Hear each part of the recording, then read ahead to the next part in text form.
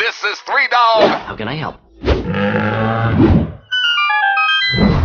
This is Sophistry. A show where we dive into the world of video games and tech, telling you how to spend your money. Isn't that nice of us? Here are your gaming hosts, Andy Borkowski and Shaggy Dave. The show's about to begin. VGS. Shall we play a game? Begins now.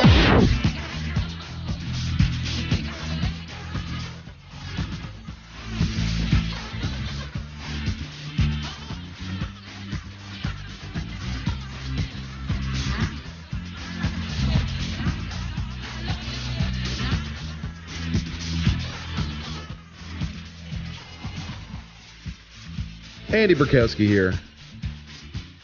VGS. Talk Radio. AM 640.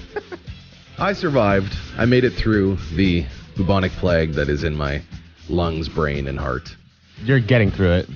We are so ill. It's just the worst. This is, of course, Video Game Sophistry, the show where we talk all about the world of video games. The music provided by David Spargella, of course, who is also quite ill. Yeah, we're getting through it. I mean, it's that time of year. Like The Walking Dead here. It really is. Yeah. And we're in a radio station, so there's a lot of, mouth breathers yelling into these little foam socks. So. Last week they were cloths. They were cloths? That's what you said. What? Yeah, you said they were cloths. This is David Spargella, in case I didn't introduce him correctly. He's here. Okay. He presses the buttons and ruins my one-liners usually. How are you doing, Dave? What are your symptoms? I've got everything. Do you have hunger and thirst? I did have hunger earlier on before we came in here, so I conquered that. I conquered hunger. You did. You conquered hunger. Well, my symptoms, unfortunately, are... Nobody cares.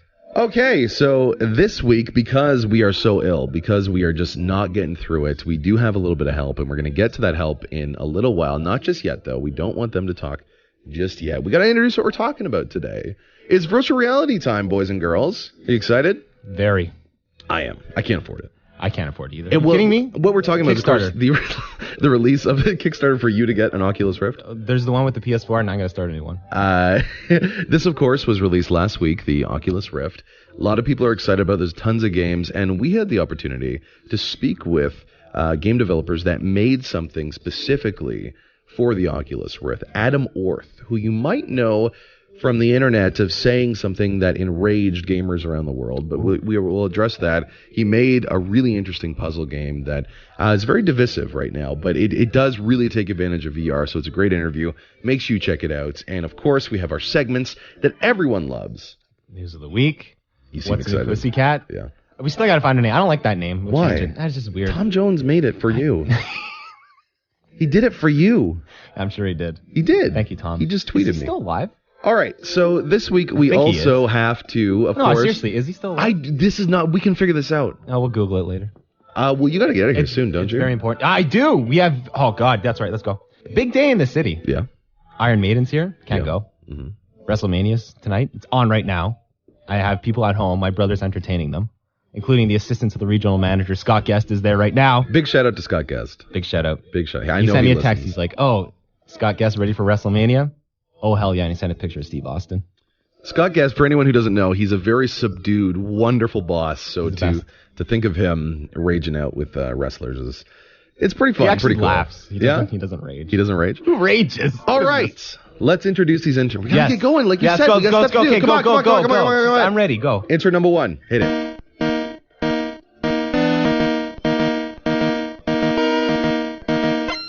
We have Anton Mack, a student at Radio Humber. It was good delivery. What is that? Thank you. Anton Mack.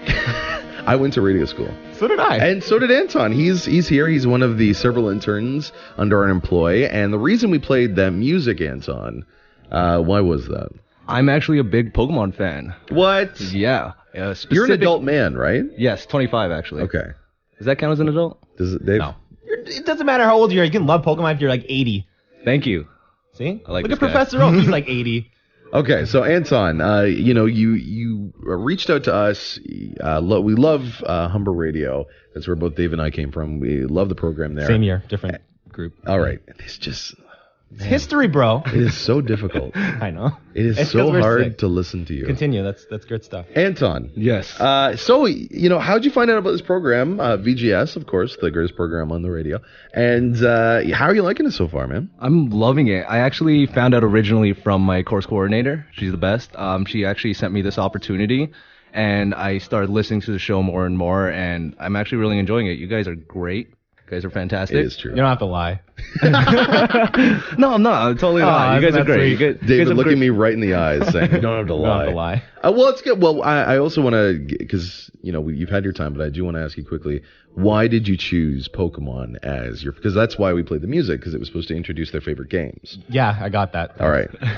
Anton. First game I ever purchased, like my own, was Pokemon Red with like allowance and whatever. It means a lot to me because it was one of those things where I kind of like, actually, worked hard for it. So Pokemon's always been my thing. All right. why we're here. On to, yeah, absolutely. On to intern number 2.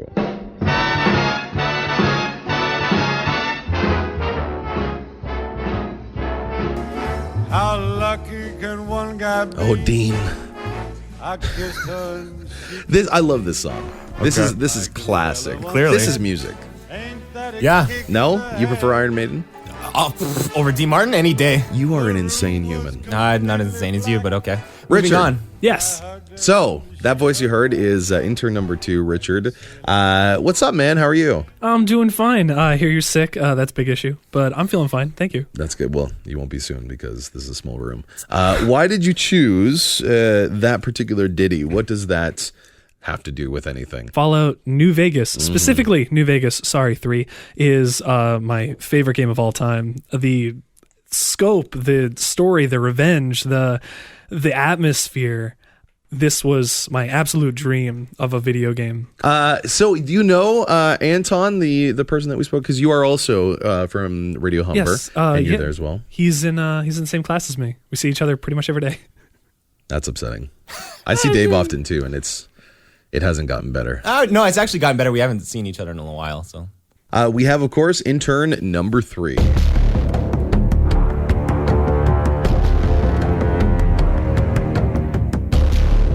So what's this noise?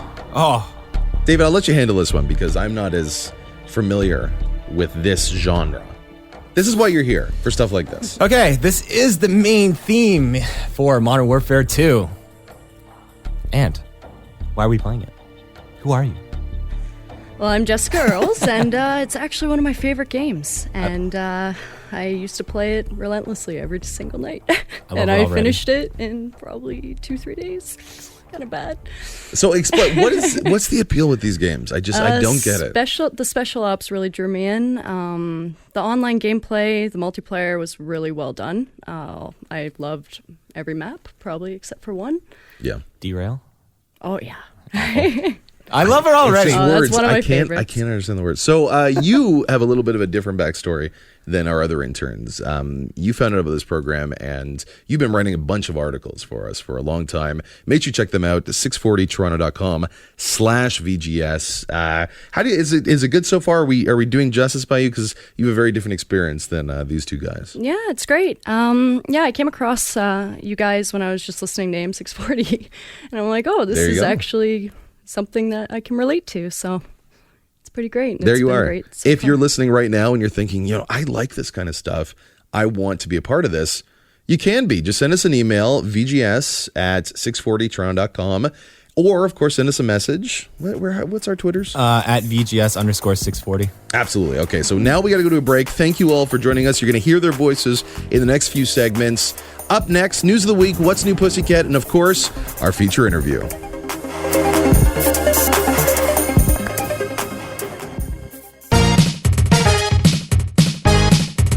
This is VGS with Andy and Dave on Talk Radio, AM 640. Andy Burkowski here, VGS Talk Radio, AM 640. Of course, the show where we talk all about video games. Before the break, we introduced all of our great interns. They provided and developed these wonderful segments about new games that are coming out. It was really innovative. They took a lot of time. We're not going to play them, though. They're doing some work for us. They're doing a lot of work, so we just want to give them some kudos before we get into it. Of course, this show, we alluded to it in the last segment, we're speaking with Adam Orth. He got famous because he said to millions of gamers around the world when he worked at Xbox, when they were complaining and worried about something that would be associated with Xbox One, he said on Twitter, "Deal with it," and the world exploded. But to this day, he still gets comments. He's my hero. about that. He says, "Deal with it." Yeah, he did say deal with it, and he does sound a little sad, unfortunately, now. But I think the game itself is very sad. So very excited to talk about that. We're going to be discussing something that has been around the airwaves a lot in the last few weeks. Before we get to that, of course, we need to inform the people what's coming out this week. What's new, pussycat? Whoa, whoa, whoa. What's new, pussycat? Whoa,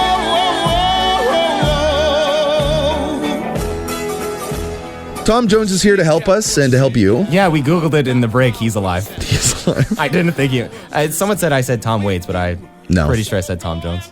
So Tom Jones is alive, and since he's alive, he should check out 1979 Revolution Black Friday. It's available on PC and Mac on April 5th, this coming Tuesday. This game is in the vein of the Telltale games, the choose your own adventure type of things. Yeah. But it's dealing with a real historical incident. The Black Friday incidents in Iran, in the famous Iranian prison that the movie Argo is based off of. Yep. You know, back when Ben Affleck wasn't sad. Those moments like that. But it looks really cool. A lot of people are talking about it. Make sure you pick it up. That is on Tuesday. What's next? Assassin's Creed Chronicles coming out for the PS Vita. Comes out on Tuesday. It comes out on Tuesday. Yeah. It is Assassin's Creed, so pretty self-explanatory. It's just little side stories about what's going on. It doesn't follow the main characters like Ezio or what's the other guy, Kenway from Black Flag. It comes out for the PS Vita. I mean, it's Assassin's Creed, so you know what you're going to get. You're getting a lot of blading. Well, the big one this week, the one that I think Microsoft has invested billions into the advertising for, Quantum Break. Time is your weapon. It's available on Xbox One and the PC. It's a weird game. We're going to have a review. It should be up there already, 640toronto.com/VGS. We played the game. We have some feelings about it. And they do a weird thing with an actual movie, right? Yeah, it was weird. I was not expecting this at all. It goes to this big cutscene where it's about 15 minutes or something. It's a video about what's going on. My controller actually turned off. It was that long. But the game is very bright. Yeah. And I don't want to give too much. We'll talk about it next week. Absolutely. Now, before we get to that, of course, again, we have our big feature, my favorite one, News of the Week with Shaggy Dave. This week in gaming. I've got to do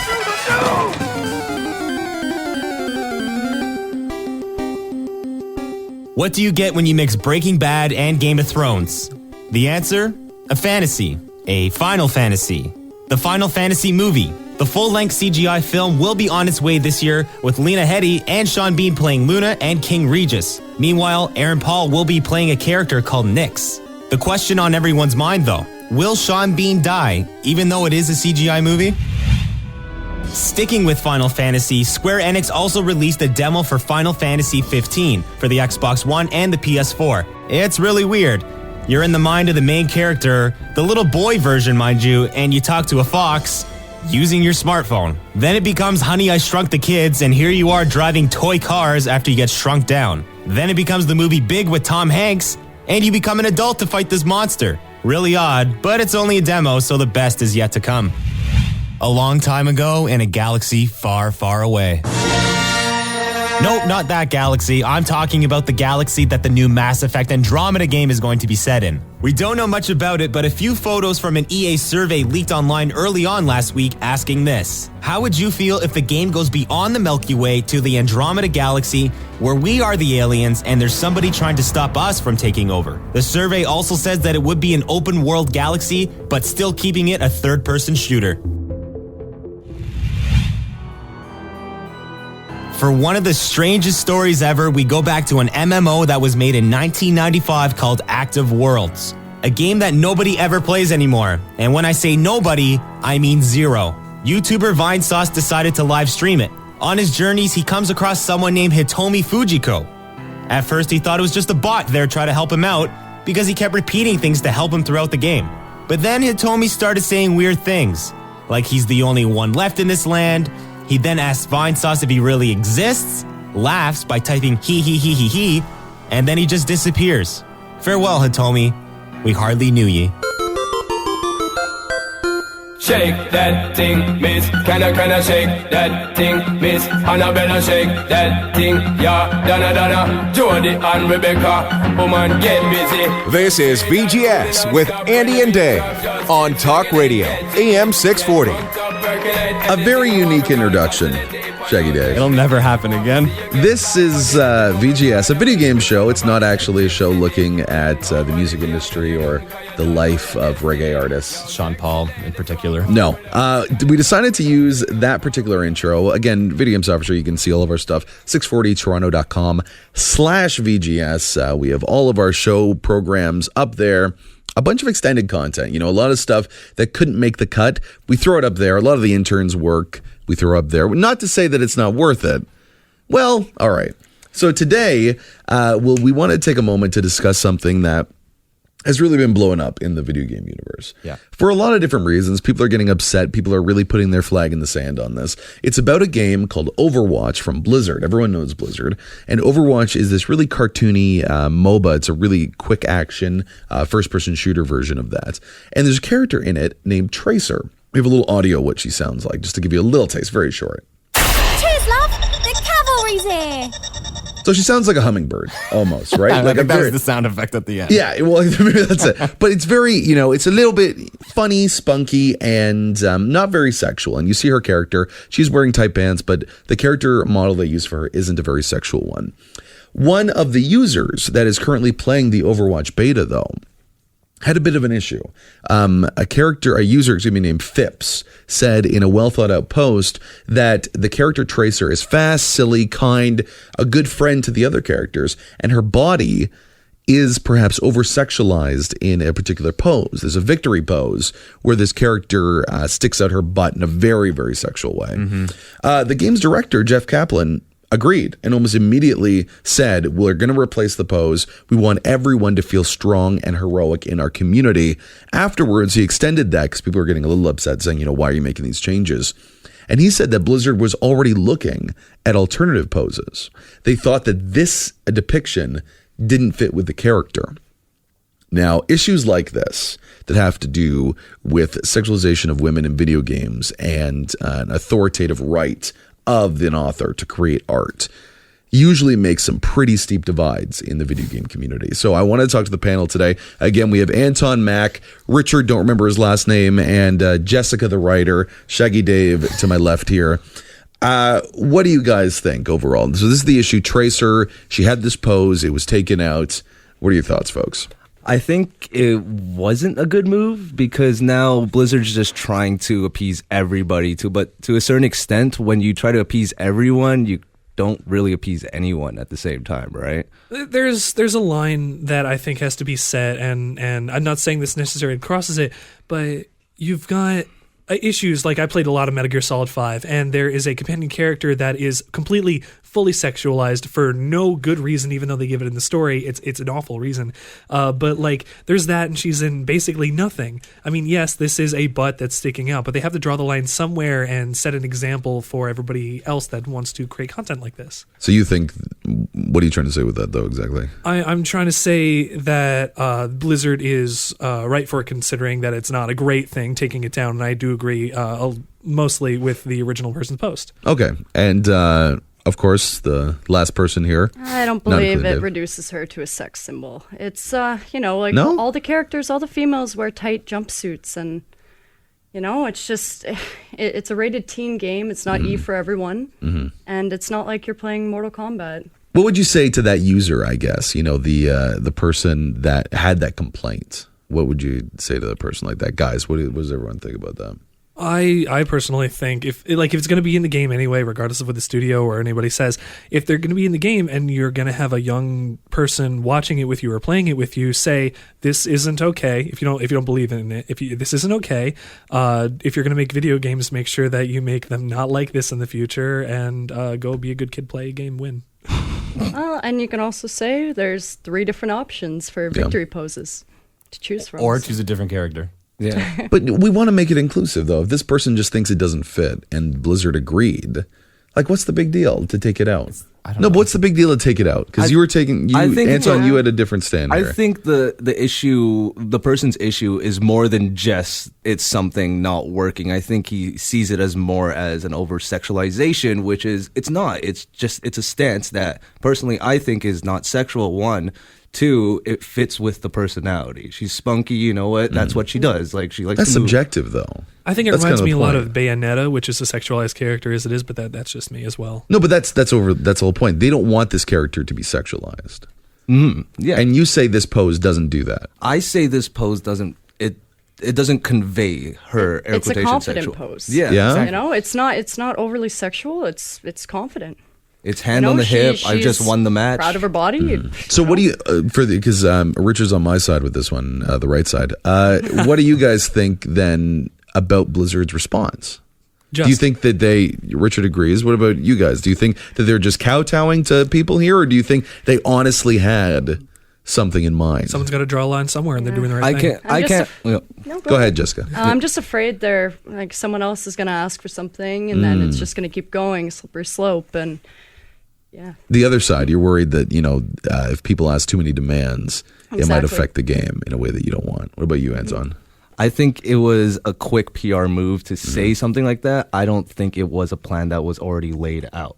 Personally, but I don't know, right? Well, that is a good point. I don't think they tried to make her a sex symbol either. Yeah. You know, it does. The picture is her. When you see the picture, it is a little striking because she is, her lower behind is way out there randomly, and it does seem a little odd. Covered a lot on the top and not a lot on the bottom. But I wouldn't want, because it is a little bit more of a kid's game in a lot of ways. You're rated T for teen. You're right, Jessica. So there is a line there. But I would like to think that Blizzard was being genuine in what they were trying to say here. And more importantly than this, we talked about it last week, and we're going to wrap up here in a second. Last week we talked about it's more important that you actually ensure that women have a voice in video games than maybe a quick PR move, like Anton said. So thank you for listening. Tell us what you think. 640toronto.com/VGS. Next up, more controversy.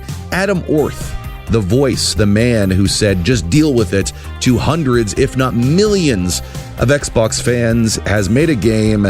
He says it's good. I say it's good. Listen up and let's jump into the world of VR. VGS Talk Radio, AM 640.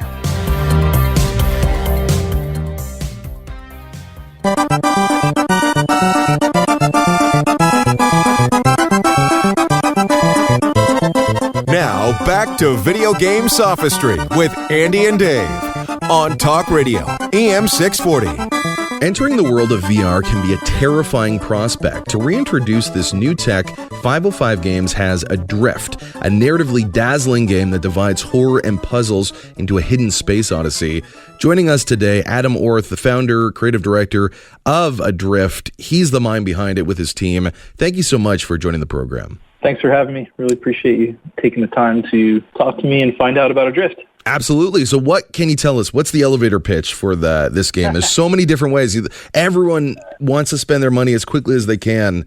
Why should they spend it on Adrift?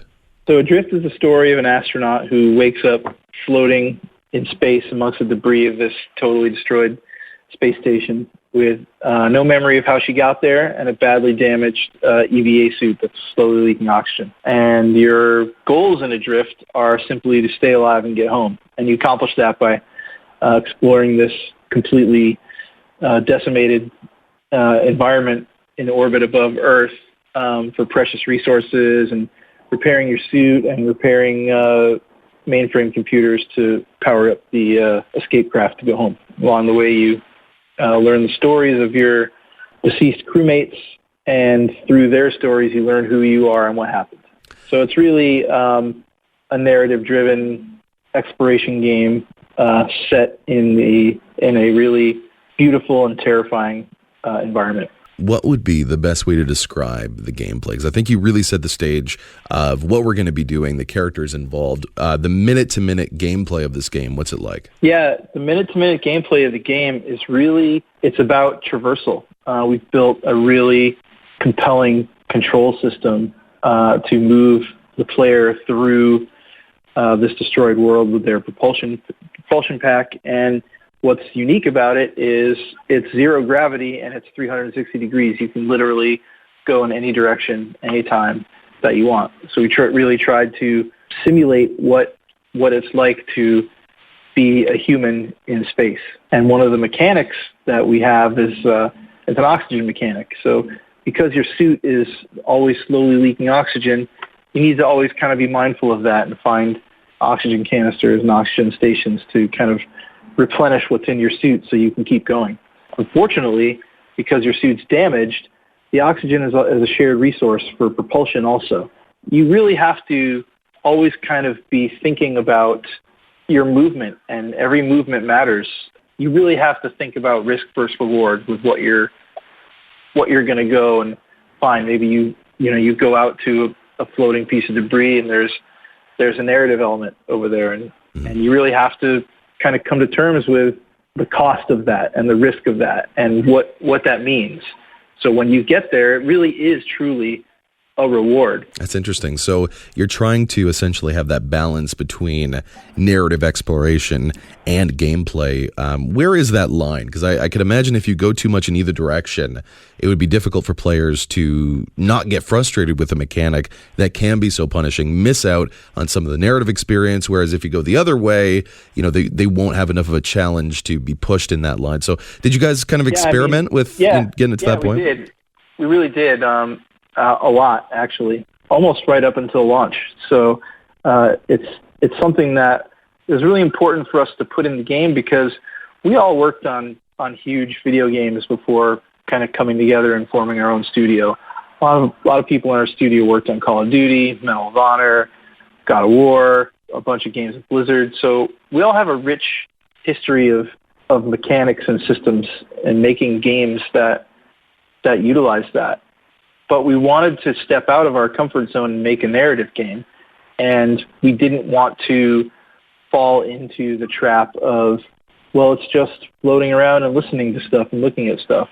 We really wanted to have a compelling gameplay element, and I think we succeeded there. Absolutely. I am talking again with Adam Orth, the founder, creative director, working on the game Adrift. A lot of people talking about it. It's a big push into VR, one of the launch titles available. I feel like I speak with so many different developers that come from the big studios, and almost without fail, each of them kind of partitions off into these smaller teams and make games that are narratively driven. You're part of this industry. You see from the inside out.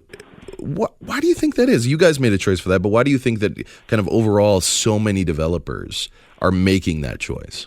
It's pretty simple. Game developers are insanely driven, creative people who want to invite you into worlds and stories that couldn't exist otherwise.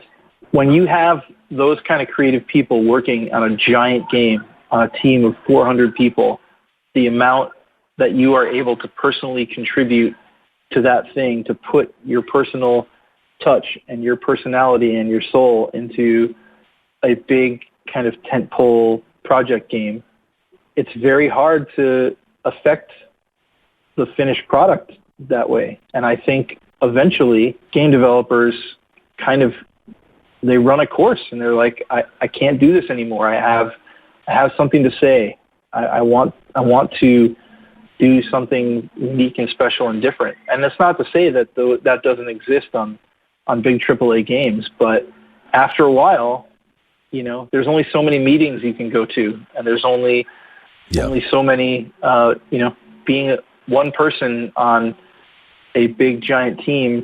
If you really want to affect change and put your stamp on the game, then you have to move up in the ranks. And you can't do that if you're focused purely on developing video games. You have to start playing politics and navigating through the corporate thing. And that has nothing to do with making art and making games and making beautiful new things. So I think that's what drives people like myself and the rest of my team, and an endless stream of developer colleagues that I know out of the big business into the smaller thing, because it's so much easier now to make games on your own. The tools and the avenues that we have to publish games digitally now don't require a giant publisher or a giant staff. Like, if you make a good game, and you have something unique and interesting to say, it's possible that you can be successful with it. There you go. And again, thank you so much, Adam Orth. We're speaking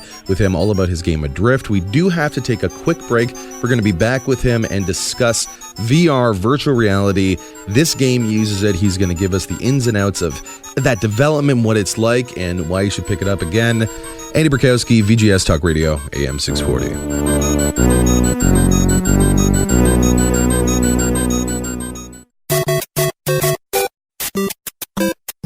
Now back to Video Game Sophistry with Andy and Dave on Talk Radio, AM 640. We're back here on VGS, entering the world of VR. As you heard before the break, we're speaking with Adam Orth. He's founder, creator of the game Adrift, an exciting hidden space odyssey. You deal with horror, you deal with puzzles, really, really intriguing. And it's also on virtual reality, specifically the Steam Oculus Rift. How was that experience, Adam, creating tech and creating art, like you said before the break, on such an innovative and new platform? It was terrifying. You know, as game developers, we've had a language and a rhythm of making games for a certain way for a couple decades now, and VR has completely blown that out. Everything is new and different again, and I think that the presence of this VR technology has allowed games like Adrift and all these other wonderful new VR games that are entering the marketplace to exist where they couldn't before. And that's because VR has this incredible ability to put you into an experience where you never could be before. And I feel like the game landscape is going to change rapidly because of VR, because of the things we can do now, and because of the way developers are kind of reignited creatively with this new technology. We're getting all these new and unique experiences that never could have happened without VR, and the landscape of what a game is about to change all over again. And sorry to interrupt you there, Adam. Specifically in your game, in Adrift, what were some of the ways that Adrift is able to provide a gameplay experience that isn't something that's nauseating? Because so much of it in virtual reality has to do with movement and intensity. And I've played the game a lot on Steam. It's a very, very intense game, second to second. How did you make it so that it works well in VR without being pushed too far that some gamers might lose their lunch? There's a couple of different ways. Number one is you have to build incredibly solid software. And we have a great team who knows how to get the most out of the Unreal Engine 4, which is what we use to build Adrift. And basically what you need, basically the formula for comfort in VR is the highest frame rate and refresh rate possible on screen with the kind of slowest restriction of movement. And a floating, dreamy space game is very perfect for VR because there's no fast, twitchy movements of the camera, which means that your brain and your eyes are always in sync. And then the frame rate of our game is super, super high. And that allows us to have a really smooth running game that allows people to do things and move in a 360-degree direction in zero gravity without feeling bad. It's worth mentioning that not everyone's the same with VR, right? Some people can't ride in the back of a car without feeling car sick, right? It's not going to work for some people. But we spent a lot of time working closely with Oculus and their engineers to bring the very best VR experience to their platform with Adrift, and we feel like we're very successful there and very proud of not a lot of people feeling bad from our game. That's always an accomplishment, but it is interesting to hear a lot of the challenges that are coming with this new medium. But you're right on the edge of innovation. So, of course, there's going to be a learning curve. Playing a game like this, yeah, I can't wait to get my hands on it in VR. Before we let you go, we have a little bit more time. I wanted to touch on some of your history and past, not to, bring up the past in that way, but anytime I look at reviews or, Steam reviews of games that you've made like this, there's always an allusion to statements you've made in the past at your previous jobs. It's got to be frustrating that so much of the work you do now is being held to a standard that has nothing to do with the work you're doing now. I wouldn't be able to deal with it well. How's that process been as a creator, as an artist, to constantly have, at least in some cases, that little niggling voice?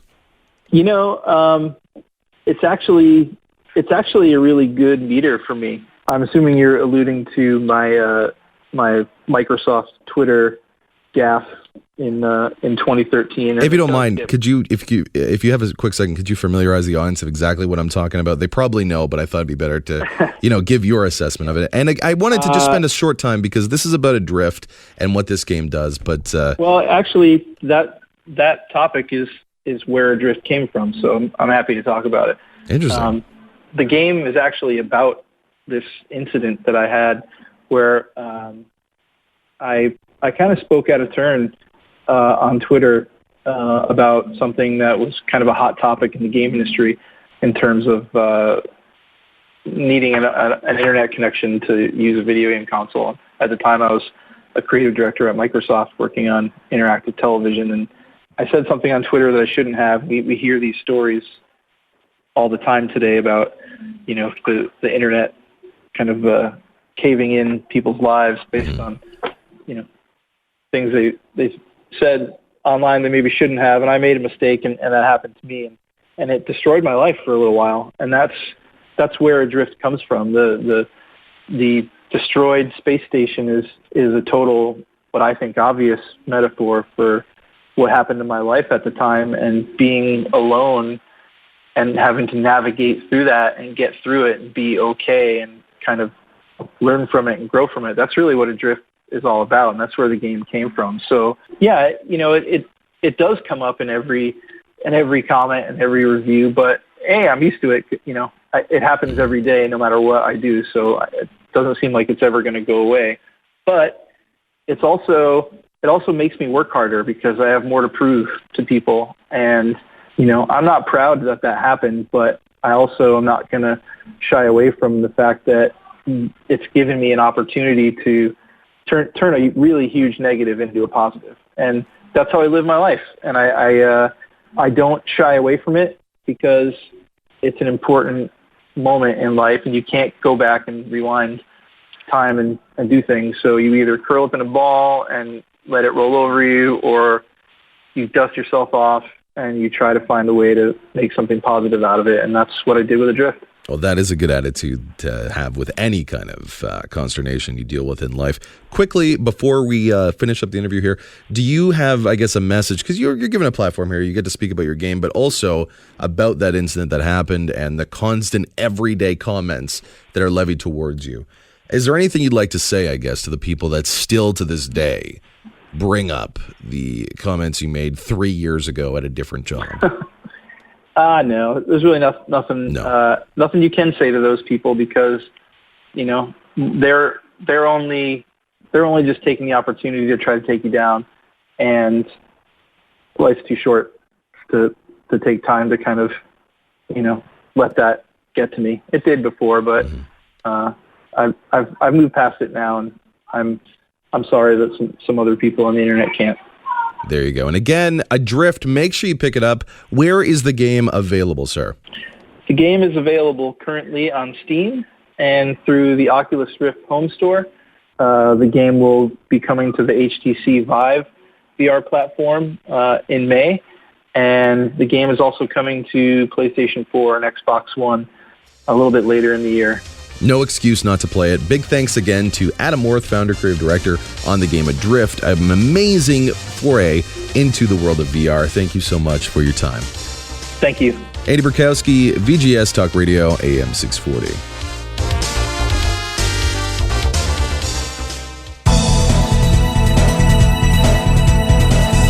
This is VGS with Andy and Dave on Talk Radio, AM 640. We did it. We survived. We did. I will survive. Dun-na. We're very, very ill. I'm really surprised. I apologize to everybody. We tried our best. I mean, we really did our best. It's that time of year. Once you get that March, April time, just everything gets through. And we want to thank, of course, the men and women that made this show happen. It wasn't just you and I, Dave. No. It was more me, but it wasn't just everybody. Of course, we have Anton Mack. Thank you so much, sir. Heyo, How was the program? You enjoyed it? It was awesome. There we go. Awesome. One word. Richard, how'd you like it? It was better because I was on it. All right, we'll cut that later. And Jessica, thank you so much for joining the program. Yeah, it's a great program. Of course, you can find all of their content. They're doing a lot of online content for us. 640toronto.com/VGS. If you're listening to this and saying, I love video games, I want to talk about them, I want to write about them, send us an email. Where can they email us, Dave? VGS@640toronto.com. You can also follow us on Twitter @VGS_640. If you have Facebook, just search Video Game Sophistry. Tons of videos there. And of course, the YouTube is where I have every video of every game ever made. Final thank you to Adam Orth, not David, you're David, the creator, of course, of Adrift. He had some other issues with Microsoft, but he seems to be put past them. And we have another little social media thing, don't we? We gotta go. Richard? Bye. No, we gotta go. Yeah, 3, 2, 1. Goodbye, everybody. Without a doubt, the worst episode ever. Rest assured that I was on the internet within minutes, registering my disgust throughout the world.